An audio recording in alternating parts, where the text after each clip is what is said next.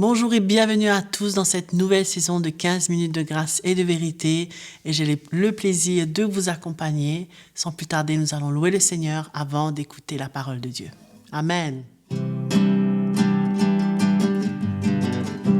À chaque pas, à chaque instant, à chaque moment qui passe, ta présence est intense, ton amour me dépasse. Et à tes côtés, je ne peux me lasser de te chanter. Je ne peux m'arrêter, je veux vivre pour toi sans regarder derrière moi. Je veux suivre tes pas.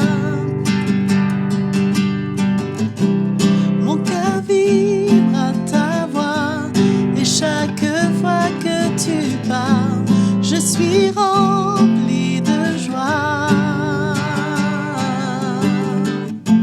Je suis rempli de joie. Je suis rempli de joie.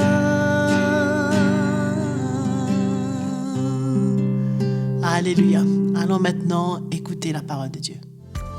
Bienvenue dans cette nouvelle saison de 15 minutes de grâce et de vérité.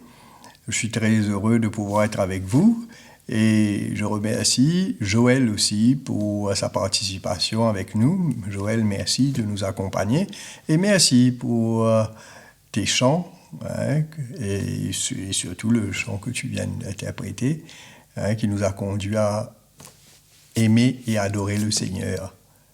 Et nous sommes reconnaissants. Et pour vous tous qui m'écoutez, cette saison, c'est toujours dans le cadre de quelques conseils pour terminer notre course.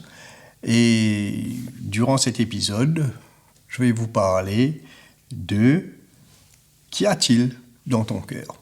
Qu'est-ce qu'il y a dans votre cœur? En d'autres mots, que transportez-vous? C'est très important pour nous de savoir que nous devons transporter quelque chose. Et qu'est-ce que nous transportons? Qu'est-ce qu'il y a en nous? Et allons lire la parole du Seigneur dans Matthieu chapitre 12 au verset 34. Ça commence ainsi. Race de vipères, comment pourriez-vous dire de bonnes choses, méchants comme vous l'êtes? Car c'est de l'abondance du cœur que la bouche parle.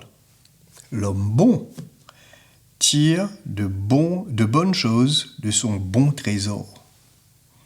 Et l'homme méchant tire de mauvaises choses de son mauvais trésor. Je vous le dis, au jour du jugement, les hommes rendront compte de toute parole vaine qu'ils auront proférée. Car par tes paroles, tu seras justifié, et par tes paroles, tu seras condamné. Voilà ce que Jésus était en train de dire aux pharisiens, à ceux qui sont venus pour le piéger, parce qu'ils croyaient, eux, qu'ils étaient ceux qui faisaient la volonté de Dieu, et ils voulaient voir en lui, au fait, les failles, parce qu'ils voulaient le piéger. Ils ne croyaient pas en lui. Pour eux, c'est eux qui sont les garants de la vérité, de la doctrine même du Seigneur. Et ils croient que c'est eux qui faisaient la volonté de Dieu. Mais au final, ils le faisaient pour être bien vus des hommes. Et Jésus n'hésitait pas à les qualifier de race de vipères. Jésus n'hésitait pas à les qualifier d'hypocrites parce que tout était une question d'être vu par les hommes, mais l'essentiel, leur cœur, cela, ils négligeaient complètement. Ils ne réalisaient pas que Dieu regarde au cœur. Et c'est pour cela que quand le Seigneur les adresse, il leur dit, comment pourriez-vous dire de bonnes choses, méchants comme vous l'êtes? Il les a qualifiés de méchants. Alors que pour eux, religieux comme ils étaient, ils croyaient qu'ils étaient bien. Ils croyaient que pour eux, la vie plaisait à Dieu. Au fait, ils obéissaient aux commandements, ils faisaient les choses à la lettre et même plus. Et pour eux, on a satisfait le cœur de Dieu, donc on est bien. Au fait, ils étaient justifiés par leurs œuvres. Voilà ce qu'ils cherchaient, une justification par ce qu'ils faisaient eux. Mais ils ne comprenaient pas, et pour eux, ils étaient ignorants qu'on n'est pas justifié par nos œuvres. Mais pour eux, c'était par leurs œuvres. Et ils excellaient en cela, dans le sens qu'ils faisaient toutes sortes de choses. Mais le Seigneur, lui, il allait droit à leur cœur. Et il n'hésitait pas à les confronter dans leur cœur. Et c'est pour cela, vous qui m'écoutez, pendant toute cette saison, nous allons parler de l'état de notre cœur. Par exemple, race de vipères, pourquoi le Seigneur leur parle ainsi? Est-ce qu'on pourra échapper à la colère à venir? Parce qu'il parle du jugement, ici. Et là, on parle de qu'est-ce qu'il y a dans notre cœur, que transportons-nous? Pour vous qui avez été sauvés, et pour vous qui m'écoutez, je présume que déjà vous connaissez le Seigneur, mais si nous le connaissons, si nous avons été justifiés, lavés par lui, par son sang précieux, mes amis, il nous faut rester attachés au Seigneur, à ses enseignements, à la doctrine même du Seigneur, telle qu'elle est enseignée par les apôtres, afin de pouvoir tenir ferme, surtout dans les derniers temps que nous vivons.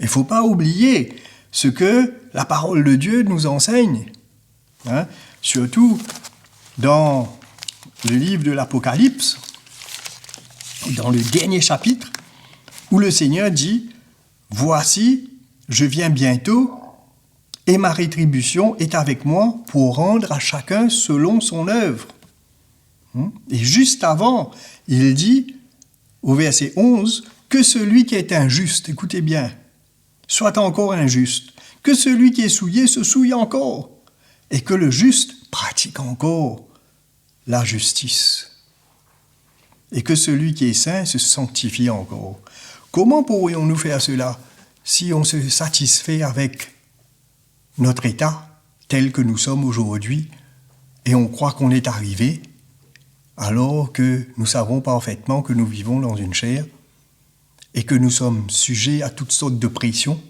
de tentations, mais aussi que nous devons grandir dans notre connaissance de Jésus-Christ. Donc, je vous ai mentionné quelques thèmes qu'on va voir ensemble. C'est très important pour nous de réaliser que écouter n'est pas suffisant. Qu'est-ce que Dieu demande de nous, par exemple, pour qu'on puisse continuer à avancer? Et avons-nous la même manière de voir que le Seigneur? Ou bien nous avons notre propre manière de voir? Tout cela, on va passer en revue pendant ce temps qu'on va être ensemble. Et pourquoi est-ce que le monde excelle dans l'immoralité? C'est très important, mes amis. Pourquoi? Souvent, on dit, mais oui, ce monde est perverse, mais pourquoi le monde est comme ça? Il nous faut savoir comment le monde est arrivé comme ça. Et aussi, dans les derniers temps, où est-ce qu'on se situe? Nous disons, nous sommes dans les derniers temps. Mais où se situons-nous dans les derniers temps? Et l'état de notre cœur est très très important pour qu'on puisse justement naviguer dedans. Et est-ce qu'on est prêt à faire face aux temps difficiles? On dit dans les derniers temps, il y aura des temps difficiles. Mais sommes-nous prêts à faire face à cela? Et aussi,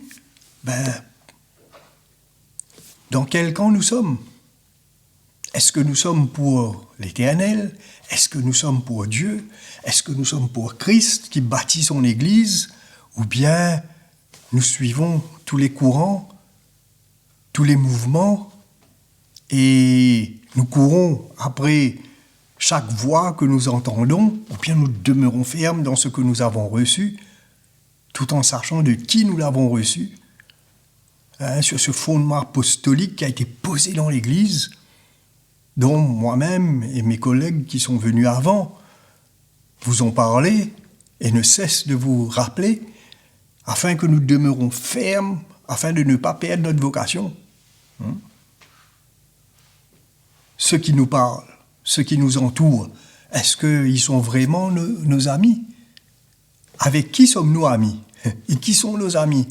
Alors, ce sont tout ça des thèmes qu'on va avoir pendant cette saison. Et je vous encourage à ne pas négliger ce moment, mais à vraiment faire en sorte qu'on puisse ensemble passer des moments en écoutant la parole de Dieu et en laissant le Saint-Esprit lui-même nous convaincre, nous édifier, nous encourager, nous exhorter, afin que nous puissions tenir ferme. Parce que comme Jésus dit ici, de l'abondance du cœur, la bouche parle. Qu'est-ce qui est en abondance dans notre cœur? Et si on va parler, de quelle abondance cela va sortir? L'abondance de bonnes choses ou l'abondance de mauvaises choses? Vous allez me dire, écoute, moi j'aime Jésus, je sers le Seigneur. Jésus est en moi, je ne doute pas. Mais nous allons découvrir ces choses au fur et à mesure. Et comme le Seigneur Jésus lui-même, il nous dit, si vous m'aimez, gardez mes commandements. Pourquoi m'appelez-vous Seigneur, Seigneur, et ne faites pas ce que je vous dis? Mais nous tous, nous devons marcher avec le Seigneur. Et nous tous, nous devons laisser le Seigneur lui-même investir sa vie en nous. Et je ne doute pas que dans votre cœur, vous voulez avancer. Voilà pourquoi je vous encourage pendant ces moments, allons nous tenir ensemble, afin que par nos paroles, nous serons justifiés à la fin, au jour du jugement. Et nous n'allons pas être de ceux qui seront condamnés à cause des mauvaises paroles qui sont les résultats de l'état de leur cœur et des choses qu'ils transportent, parce que nous sommes les porte-paroles du Seigneur, et n'oubliez pas, nous sommes aussi devenus la justice de Dieu en Jésus-Christ, et nous brillons pour lui dans ce monde de ténèbres. Donc, je vous retrouve à la prochaine session, et on va continuer à développer là-dessus pendant toute la saison. Que le Seigneur vous bénisse. Voilà, c'était la fin de cette session et je suis sûre que vous avez été bénis. Je vous invite d'ailleurs à vous abonner à notre chaîne YouTube CTMI et à activer la clochette pour activer les notifications et recevoir tous ces messages encourageants. Bien sûr, si vous avez des commentaires, un témoignage à nous partager, envoyez-les sur l'adresse qui est affichée à l'écran. À très bientôt.